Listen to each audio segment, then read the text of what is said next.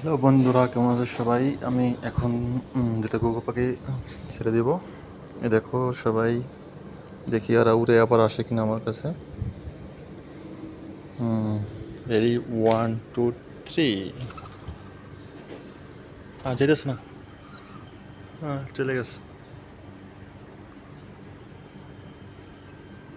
চলে গেছে। দেখো, শুধু পশমগুলো রেখে গেছে। টা।